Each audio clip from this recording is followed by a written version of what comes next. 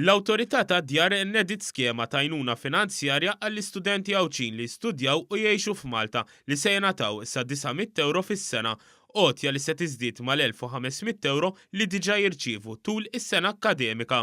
L-għajnuna addizzjonali se tingħata mill-Awtorità tad-Djar bħala kumpens għall-kera li jħallsu f'Malta.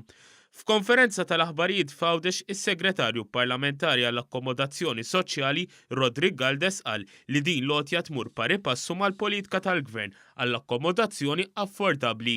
Ser tkun qed tgħin biex ħafna familji jitnaqsilhom il-pis tal-akkomodazzjoni u bekk allura l-istudenti Għawċin ikunu jistgħu jikkompetu aħjar, kollhom iktar rashom mistrieħa li jkunu qegħdin ilaħħqu mal-ħajja. Din l-iskema hi miżura tal-baġit ta' din is-sena hekk kif preżentat mill-Ministru għall-Finanzi.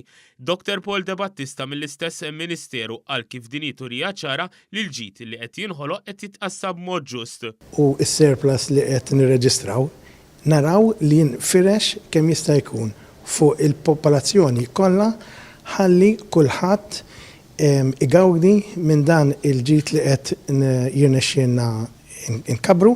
Il-Ministru għal-Għawdex Ġustin Caruana qalet li dan il-kumpens se jiżdied ma' dak li diġà jingħata mill-Ministeru għal-Għawdex li se jibda jitqassam kull xahar minflok kull 3 xhur.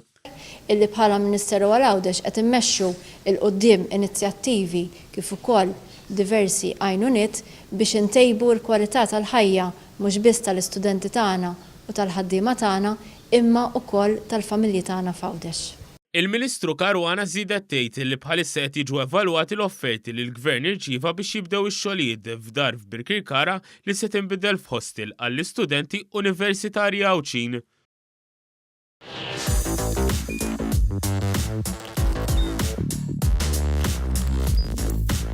Idħol fuq one.com.mt u hemmhekk tista' tara l-programmi kollha li jxandru fuq One permezz ta' One Play.